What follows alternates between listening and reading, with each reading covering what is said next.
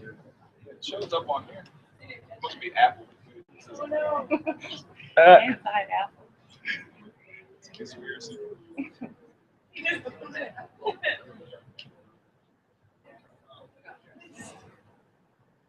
And you're in the share 382 times.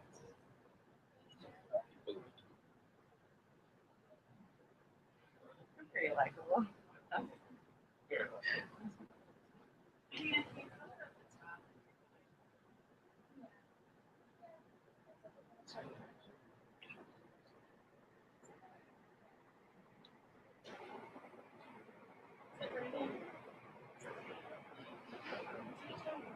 That's super fast.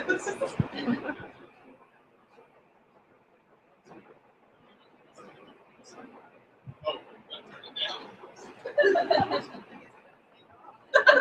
that's Sorry, vertical. Is there? No. You're gonna die. Huh? Well, Oh, well, that's a good thing. you? Yes, please. That's kind of technical, isn't it?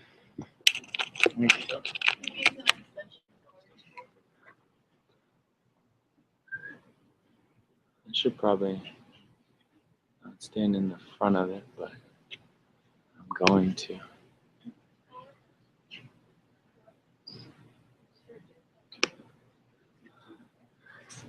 One.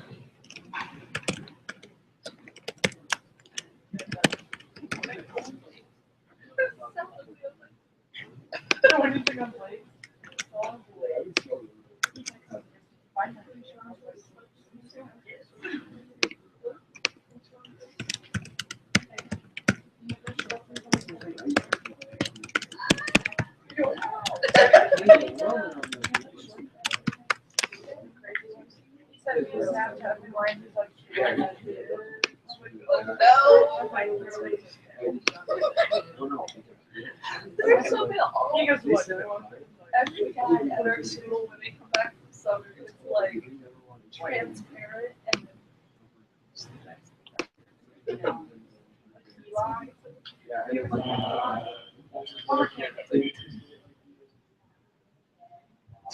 someone else.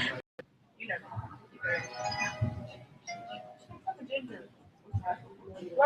Stand up. Yeah. Oh, look up. Mama, your daddy might own the company, but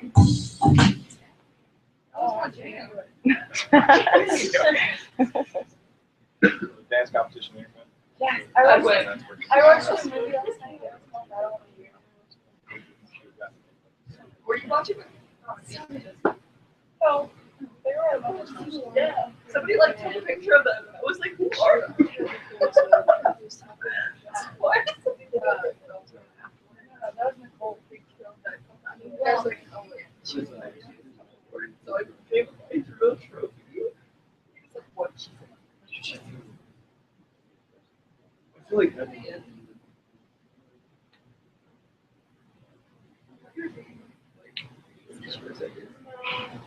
yeah,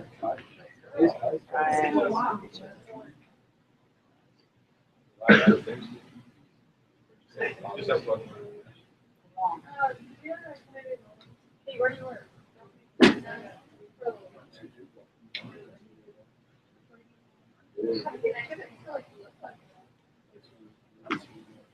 he gets jump over.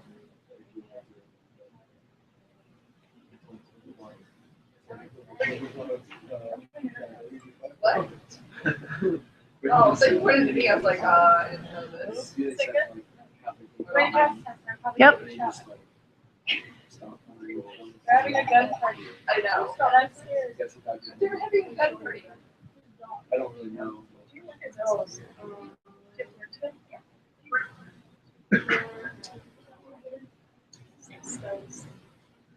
Yeah. That means yeah, you guys are on right now. You're live streaming country right now. So funny. Yeah. I was like, this is Maybe we can move this.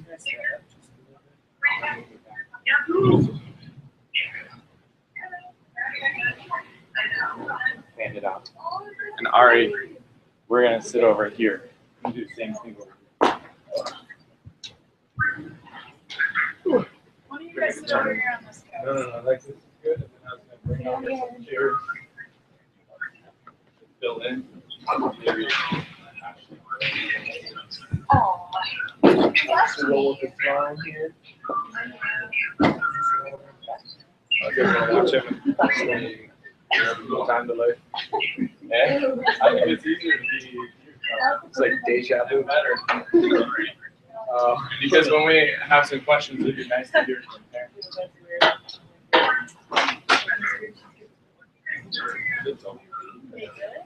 I'm just in the way, you know.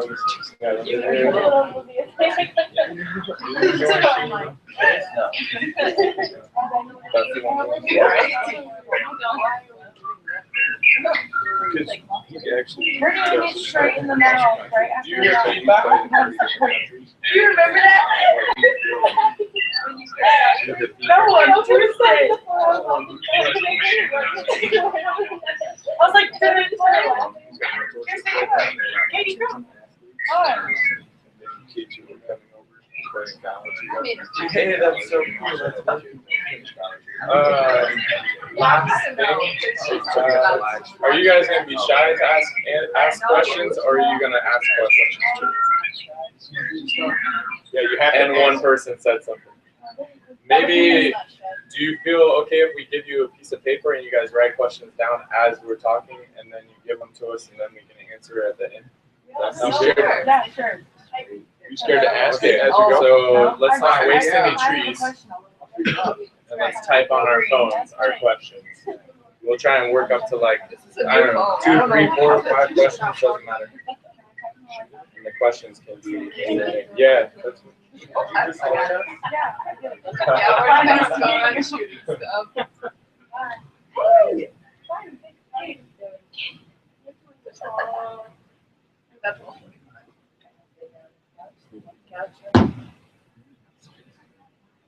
all right, so I just want to kind of thank you for your time. I think it's awesome that you guys showed up. And I wanted to tell you a little bit about why we're here. So there's a sports, let's say, trend going on that athletes are just getting worse and worse and worse out there. They're doing worse and worse things, and they're having worse and worse opportunities after sport. And I was thinking about it, and I hate it, and I wanted to create some kind of change with it. So I started working on a project called Elite Sports Students, or Elite Squared for short. And basically, the plan was to mentor, tutor, and showcase athletes' abilities, not just as athletes, but as people. So academically, civically. So if we're talking civically, it means like what you're doing in your community to build your community, both locally and globally. Because I think some people forget that our community is not just like this little community we live in, but we are all organisms on this huge world, and it all matters what we do because it has this effect out.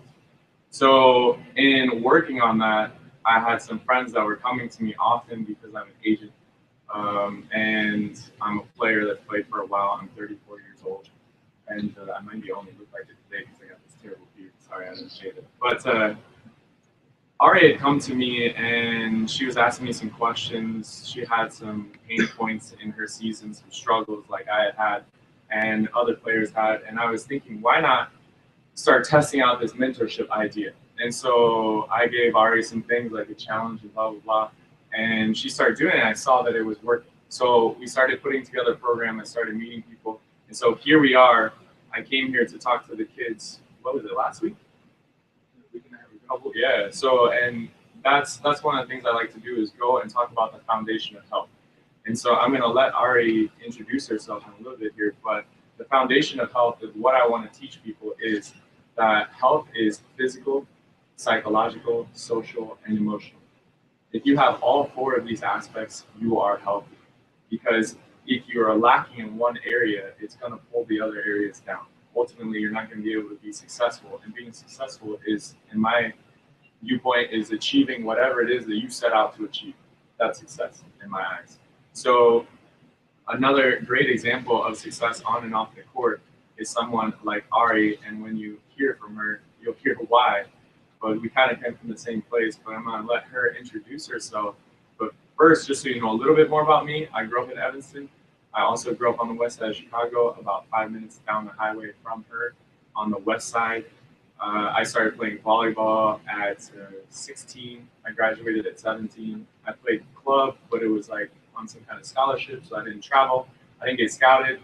I ended up going to school in Colorado, which she heard a funny story about today. Maybe not funny, but I snowboarded and I skateboarded and I mountain biked. I was going to go pro at snowboarding. I probably would have been great, Sean White here, but I got really sick and I was just depressed, not clinically depressed, but I felt really sad, and I knew that I wanted to play volleyball. I reached out to a high school friend who I consider a brother now, one of two guys through volleyball who have become brothers because I'm kind of alone in terms of I don't have a family like everyone in the traditional sense, but I'm working on that. And what happened was I went to school and I bounced around trying to get to a big 4-year school like Evan is going to be going to soon here, which is awesome. And then I bounced around overseas. I've been over in 30 countries. I played for the U.S. national team since 2005, 4 times. And that's part of the way I met Ari. And so doing this is just something fantastic to do with someone like Arielle. And she's going to tell you a little bit about where she came from, how she got into sports, and that. And then we're going to talk a little bit more about elite sports students beyond athletic and what it can offer all of you and your friends. And then we're going to open it up for questions. Sound good? Hi, everyone.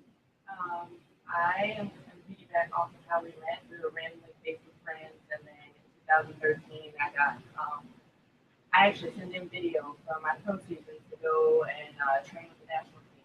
And coach told me 2 weeks, come in, train, and then you can stay longer if you're good, if you compete. So 2013, I go for 2 weeks, I train, I'm busting my butt, doing extra stuff, and then I get to stay the whole summer. So I'm there training with the top athletes and just having a good time in California. So he comes in the gym and I'm like, I know you, how do I know you? This is so random. Basically off of Facebook. And I don't really know how we met off of Facebook. I was trying to recruit her out of Penn State. Okay, that's how we met. Now for my story, I am 26. I grew up in Maywood, Illinois, which is a pretty rough area.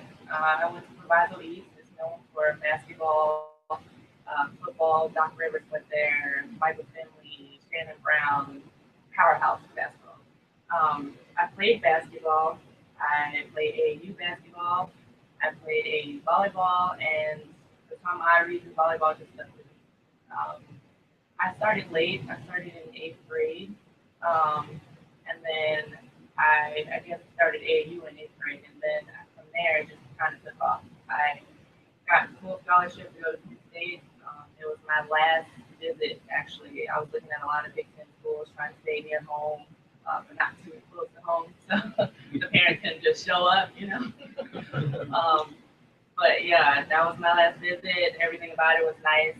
My parents didn't go on that visit with me. My AAU coach took me, Denise Kavanaugh, and it was a nice visit. Russ, of course, was like, if you want to come here, but we have 2 middles already. We have a senior middle, we have a sophomore middle, and so the senior middle was Melissa Walbridge, and our sophomore middle was Krista Hermato. You guys know her from the 15.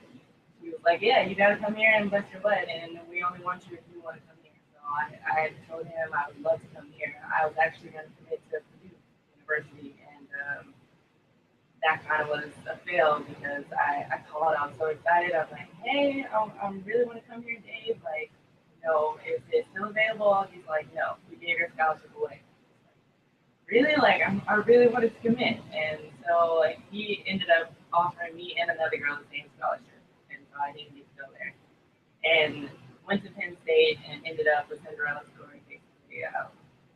Freshman year, I started, and I really thank Melissa Walbridge for being so helpful for me. Like, she was a senior and was good, and I just came in, worked my butt off, and kind of got the spot. So at that time, I think it was me and Blair Brown. We were kind of freshmen, like, okay, do we play? Do we not play? And we put us in against Stanford, and that was like the rest of history. We lost to Stanford, and he goes, "What was I thinking?" He said something, and we were like, "Oh God, this is the end of our career right here. Like, we're gonna be on the bench like for the rest of our career here." And it was just kind of like a wake-up call of what we needed to work on. Where do you guys know Playground? You ever heard of her? She's an amazing right side out of Virginia, and she redshirted actually, so she's like a fifth year. And so she was in my class. Alyssa Dorico was in my class. We have actually a lot of freshmen that were in our class that kind of either stopped playing or just kind of were on scholarship and then had roles and like making the whole team possible. And so freshman year, we went all the way. We won the championship, and then it was just kind of like, okay, what do we do next? Like next year, we won again. Next year, we won again. So 4 in a row, we won, and it's really unheard of, but it was an amazing time for me. Like I was really clueless about volleyball. I've since then until now, it's like night and day. Just my knowledge of volleyball, I just kind of played house athletic. But yeah, I scored national championships. 3 of us have won national championships. And then she moved on to play professionally, and then she got to the USA and all that good stuff. And last year she was playing for a Champions League team. And just so they hear just a little bit about that, how volatile pro volleyball can be. It's wonderful. At the same time, I wouldn't give it up. I love it. I'm going to play it as long as I can because of the relationships that I've built through it and the lessons I learned. But last year she showed up to Italy, one of the best leagues in the world. And what happened? I show up, I sign this supposable contract that I was supposed to have, and yeah, the team didn't have money. They weren't paying anybody. They didn't have cars for us. We were staying in a hotel that wasn't paid for, and we met with the manager. He's like, "Yeah, we have sponsors. We have this. We have that." And 2 weeks later, nothing.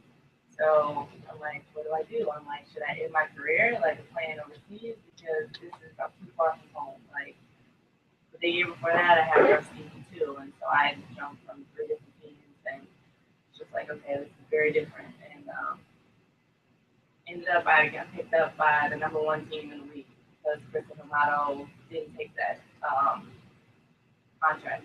So then I played on Piacenza's team, and we ended up in the semifinals, but it was pretty good.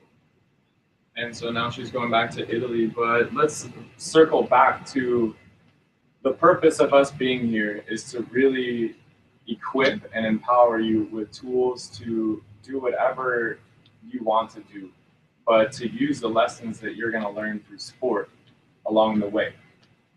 A lot of the things that I've learned to use, like these skills that I picked up through sport, I learned too late to really take full advantage of them, but I'm taking full advantage of them now. And so things like Beyond Athletic, which is a podcast where basically I'm trying to put athletes like Ari, like Heather Bowen, like Karch, hopefully I can get him on soon, Kevin Barnett, who is an Olympic athlete. He's a broadcaster for NBC Olympics now. He does all the volleyball, so you hear his voice all the time. Do you know Kevin Barnett? Anyways, I'm trying to pull Americans and international players from all different types of sports and give you guys really just a great idea of how they fail, how they succeed, what their takeaways are from these different things, what rituals they have that help them succeed or not, which habits that they've picked up, just little things that help them or don't help them, and then tips. And then usually most of them open the door for you to contact them. Like literally, I've heard like Heather, I think, gave her private email. Players will give their Facebook, and I have a player right now from Bulgaria chatting one-on-one with a young girl in Bulgaria who never saw it coming. But everybody told her if she went to America to play volleyball, I just told this story to them. If she went to America to play volleyball, it would be bad for her. The degree is bad. It's dangerous. Blah blah blah. Plus, she'd be banned from playing national team. Could you imagine if somebody here told you you want to go to school, but you can't play national team and you know that was your path? Could you imagine that? Like, that's how it is for athletes abroad. And I want them to understand how we have it, and I want us to understand how other athletes have it, because this world is not easy. And so this is a tool where you can go on, and I'm going to play just a little bit of it, or I'll let Will kind of just like pick and choose the spot. We'll play the intro, and then we'll play a little bit of it. But Beyond that, this is something that you can go on iTunes if you have an Android, like some of you probably do. You can go use other apps, and you can download it whenever you want, listen whenever you want. I listen to it when I'm walking, when I'm cooking, when I'm working out, blah, blah, blah. So if you want to play like the first 2 minutes, the intro. Athletic episode 15. You have to remember that people are watching you. And it's important that your character speaks for itself in a positive way. That you never want anybody to have any negative to say about you. You might be smarter, your daddy might own the company, but you will not outwork. This one right here is for the people. City don't stop. You know who this kid is. He's from Chicago. I'm your host, Ryan J. Owens, current pro athlete, entrepreneur, and former USA national team volleyball player. I will not be defined by my athleticism alone, but I've learned how to leverage it to stay passionate about it and prepare for life. That's why the Beyond Athletic podcast was born. I'll bring you case studies of current and former elite athletes making it happen in life, as well as tips and lessons from top sources in sports, nutrition, fitness, entrepreneurship, and more. I'm here to tell you that you are beyond athletic. We're somewhere in the. Hey everyone. And then when it loads. Yeah, so moving back just really quick, I know you said that you had a really nice experience in Poland, and then Azerbaijan was quite the opposite. You said that there was, because you went for a different reason. What reason was that? I thought maybe I go for the money, and for me, it wasn't because I wanted to be greedy. It was more because just to see if I could play at that level or see what I can do at that level. And for me, it didn't work out that way. Yeah. So then you moved on from Baku to Italy. And in that time, what was Perfect. So you get an idea. Basically, every episode when I'm with an athlete, it's a case study. We go through how they failed, what they took, or their history, how they got into their sport, how they failed, what they took away from it, how they succeeded in terms of like their ultimate success, their most memorable, or the time they're proudest of, and their takeaways from that, and then the other lessons, the habits, the rituals. And every single episode is like that. It's somewhere between usually 30 to 45, maybe 50 minutes. So you can stop it and go whenever you want. But what I want to do now, before we get started, is to go around and have each of you just say your name, your age, what sports you play, and if you plan on playing sports in college. And we'll start with the ladies. I'm Piacenza. I'm 16. I play basketball, volleyball, and I will play volleyball. I'm really curious. I'm 15. I play softball and volleyball. And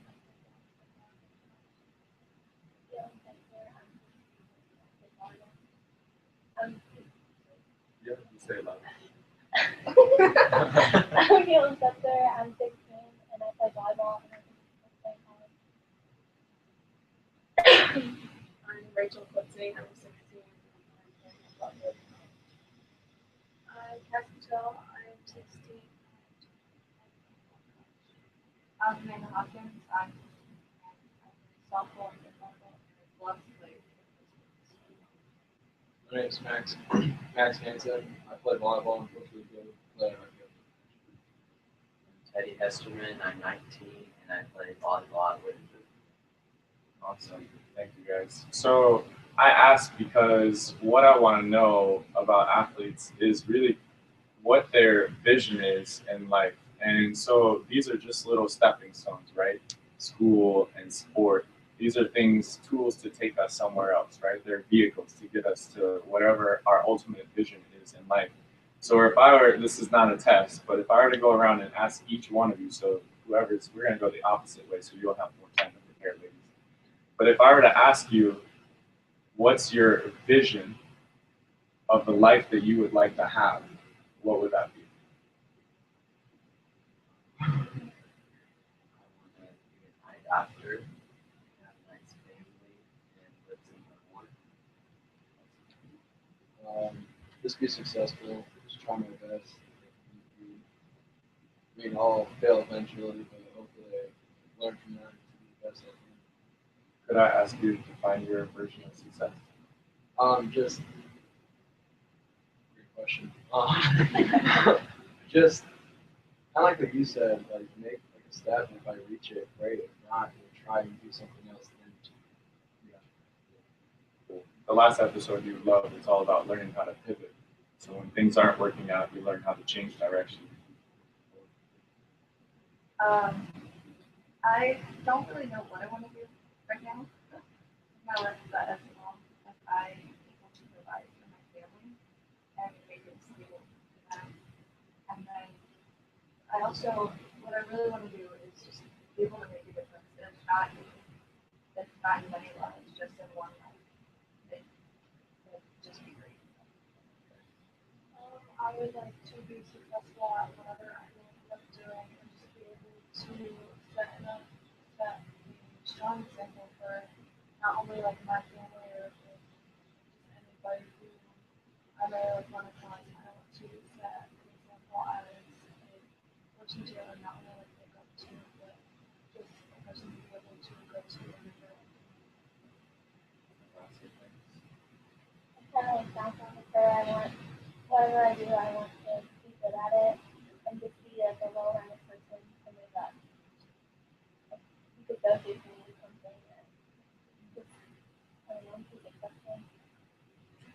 I want Christ to be at the center of whatever I do, and that I want to seek out His plan for me and be able to be a light to the world through whatever He has planned and that He needs me, and that I'm able to achieve the goals that I set and work hard in order to achieve them. I want to be a guidance counselor. I want to help anyone that needs help with anything, and help them find a new way to new direction. Can't figure one thing out, or we're stuck on one thing. Or find a new way to look at it, or find a way around it, and keep pushing. Thanks for sharing. So why I ask you is because a lot of people say, like, what's your goal in life? What do you want to be? Blah, blah, blah. And I think a lot of people forget just, hey, what kind of life do I want to have? Just in general, what life would I like to, if I could just like draw it all out, what I would like to have, what would that look like? And I think we don't spend enough time really thinking about that. And then saying, okay, here are the areas of life that I need to do these certain things in, and then putting a date to it, a reason why first, a date, and then the steps to do it. So in athletes, what we learn every day is how to plan out, how to schedule, how to train, how to accomplish little mini tasks, learning skills, whatever it is, verbal, nonverbal communication, all these different things, and pull it all together so that when we play a match or a sport or a game in our sport, we can just perform and we don't have to think about it. We're on that path. We're going towards that direction where we want to be. So what I like to do now is just open it up and say, anyone who has questions, I mean, you can kind of send them up on your phone, or you can ask them, but just kind of give a little finger up and shoot. You can ask anything. It's an ask me anything, so I'm warning you now. Everybody, it's mandatory if you're here, you have to have at least one question. But you can ask anything. It doesn't have to be just about sport. So shoot. Kind have you ever, like, you know, you're talking about the health part, have you ever, like, ever noticed any of, like, your teammates or anyone that you're close to have, like, a health issue? And, like, how Yeah. I noticed in college, and then a little bit after college when I graduated that some people had weight issues or either that was maintaining or gaining weight, you know, or even losing weight. And so I think the first thing you have to do is be realistic with yourself and be confident in yourself and trying to figure out where you see yourself. You know what I mean? Like if you want to be this elite athlete, you of course have to eat healthy and you know be good to yourself and treat your body good. But if you're one of the ones who wants to lose weight, doing it the right way. You know, not being anorexic, not bulimic, or you know just taking care of the proper steps, exercising, and you know maintaining your eating habits. Um, but as far as trying to, you know, maybe help somebody like that, I think that first you have to have a relationship with them. And if you don't, then maybe you talk to an adult and you tell them, hey, would you talk to this person for me because I don't feel comfortable talking to this person about this. If you're a friend, then of course you say, hey, like, I'm worried about you. I really would need you to make healthier decisions and you know I'm here for you if you need help. We can do it together. Always have a place. I like that. Where I would go with that is, I mean, I learned along the way, kind of randomly. I took some inhalant steroids for an asthma attack that I had, and with the national team we have random drug testing, and so when they asked me the next day, literally, it was the first time I'd ever taken this little disc thing. And I'm allergic to cats, like I found out pretty bad, and I found out that you have to prove that you have some kind of asthma to use that, and the only thing that I could possibly get is to try for athletic-induced asthma. And I was like, yeah, there's no way I have an athletic-induced asthma. And through that, I actually tested in Colorado Springs, and I found out I did have athletic-induced asthma, which is why I had no idea things would get harder for me at certain points. That was the first time I really started to see underlying health things. And when I was playing overseas, that's my segue into hearing about something that just kind of blows up automatically or all of a sudden. There was a guy who was playing volleyball and he had an aneurysm in his brain. And they found out that through just general checkups that he would have to do in Europe, that they would have found out about it. But the team wasn't making those mandatory, so the players were skipping them. And so here's a life that's gone because someone could have, you know, just said, go check. But I think athletes, I've seen a lot of athletes, like she said, not be able to manage certain things, whether it's with, you know, their nutrition or with their exercise on and off season. It's a good point. We were out on the beach the other day. I'm proud of us because not every day that I'm working out, and I should be. Will said I'm looking less skinny. But, you know, that's what I see most often is that athletes just, we're told, hey, stay healthy. And it's just very general. And that's why it goes back for me to foundation. Social, emotional, physical, and psychological. And if you're lacking in one of those areas, you really have to be honest with yourself and quiz your closest friends. Hey, do you see something about me that maybe I don't notice? Is there something going on? Or if you see something about your friend, to be proactive. And if you see it, maybe say to them, hey, do you mind if I'm really honest with you? And could you be honest maybe the same way back to me about something that maybe I don't know? And I think that's the best way to deal with those kind of things is to really just be non-confrontational. And then if you feel uncomfortable, to go to the coaches. Or does that answer? Yeah, cool. Anybody else? What do you consider your greatest success? That's in our episode.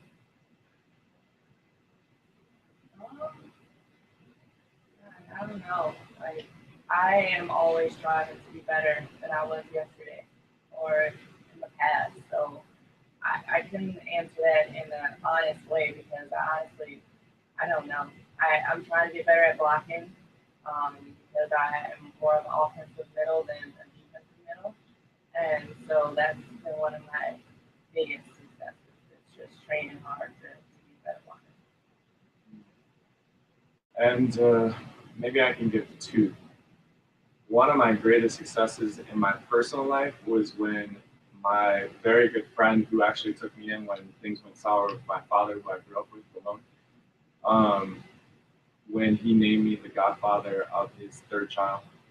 It just kind of told me that a man that I look up to and a husband that I look up to, because he's an amazing husband, an amazing father, an amazing friend, that someone as great as he is trusted me enough to be the godfather of his daughter just told me I was on the right path, growing as emotionally and socially, which is where I was really lacking in my younger years before I moved abroad. And moving abroad actually allowed me to kind of get out of the mold that I was kind of in and just start something new with no one who knew me. And then in my sports career, I would honestly say it's this. Like being here right now, having, the seven of you and parents and people who love you, and then Ari here, be here knowing that we're working towards some goal to self-educate, to pursue our dreams, our passions, our vision of life. Honestly, that's what makes me feel successful. When you have a rough patch in your volleyball career, how did you pull yourself out of that emotion from continuing on personal?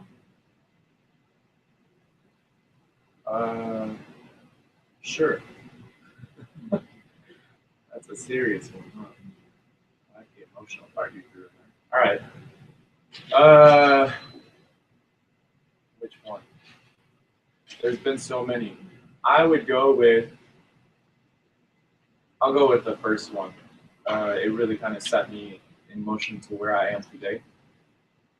I had an issue because of this thing that happened with my father, and knowing that I had to split apart from him, and volleyball becoming at that point just like it was pretty much all I had. I felt. I mean, I was doing all the snowboarding, skateboarding, all this stuff, and I had friends, and they were into their things, and we had some things in common. But volleyball just all of a sudden became everything to me. And I think I mentioned to you that my freshman year, I went away. I didn't get scouted.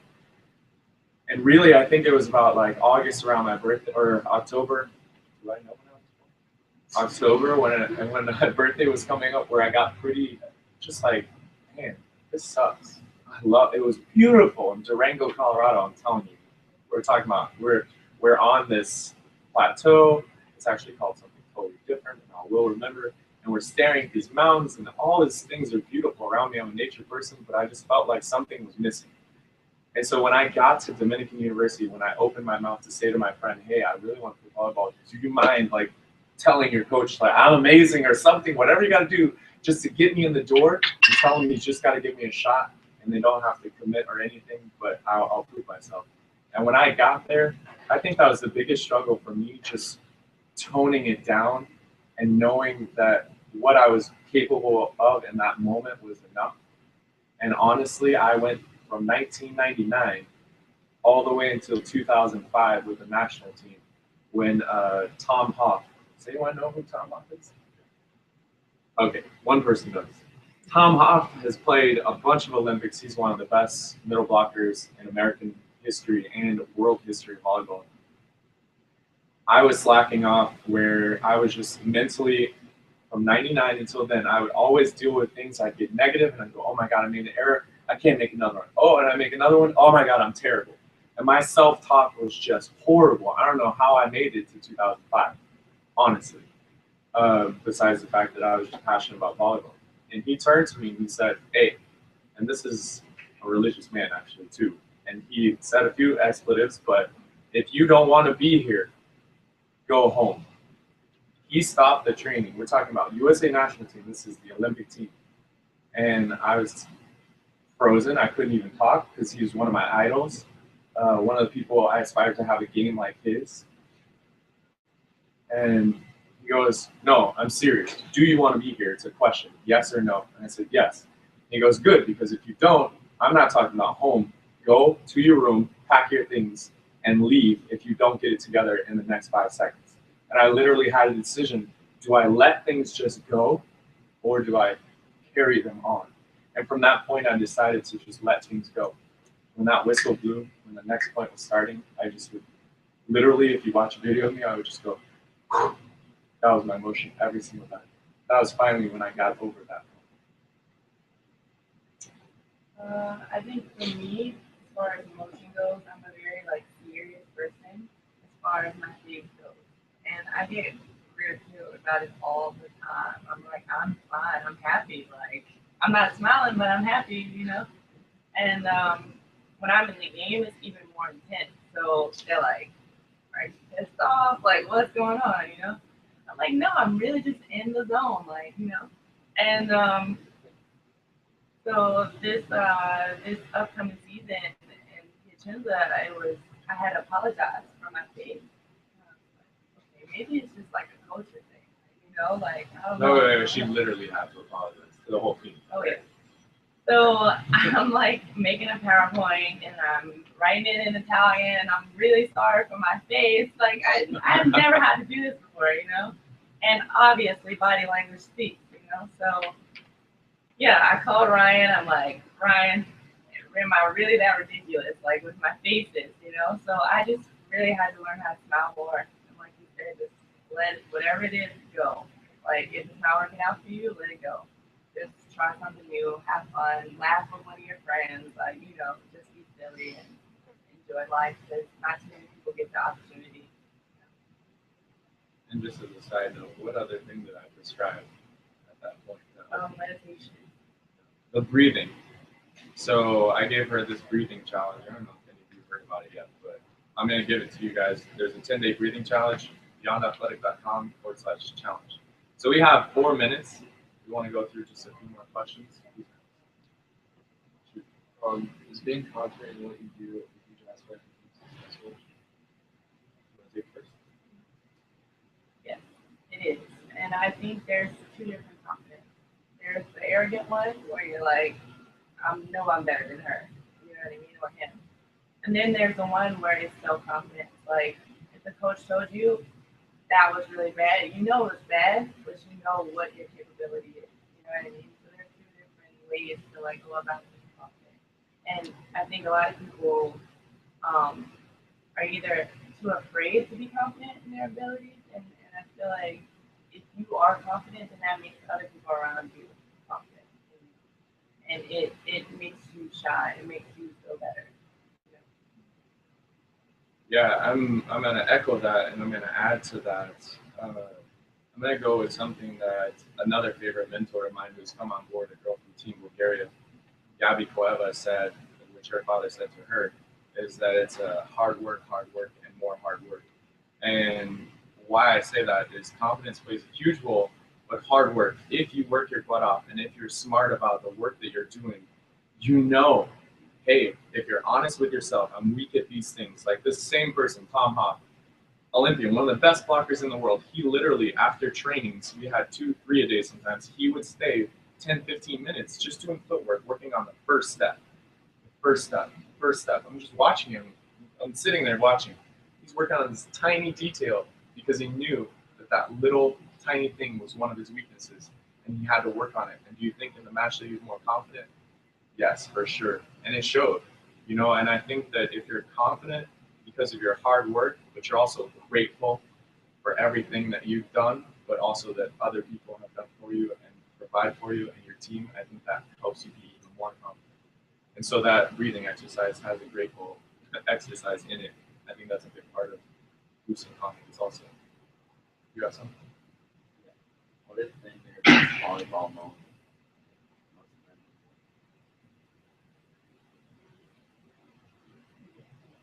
I feel like I have a lot. My most memorable would be, yeah, right, she's got so many, it's crazy.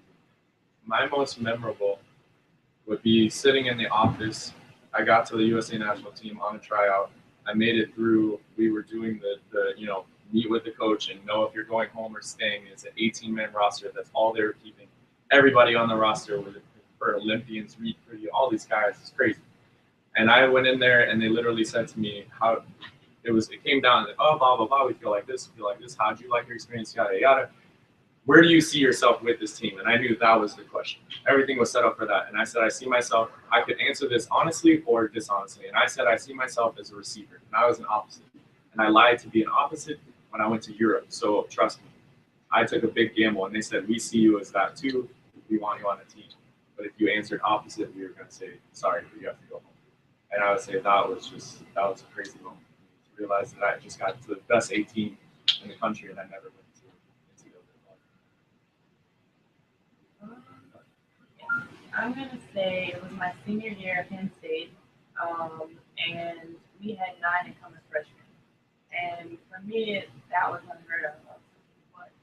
They can bring all these freshmen in, like this is crazy, you know? And I felt like I connected with a couple of them, and one actually reminded me of myself, and I felt like me being a mentor to them really was like a big deal because we still had we won the championship, you know, even with these freshmen, it was maybe 3 of us who were seniors on the court, and we needed them, you know, and I felt like they felt welcome, and it was just a nice experience to be like, yeah, she helped me, you know, that was Cool. So thank you guys so much for your time. If you have more questions, we're going to wrap this up and then you can ask them on the side. But we really appreciate it. We're grateful for you guys. We hope you sign up. It's beyondathletic.com/student if you want to be a part of the news for this and know when we're going to have more live streams and things like that. Cool. Thank you. So you guys down.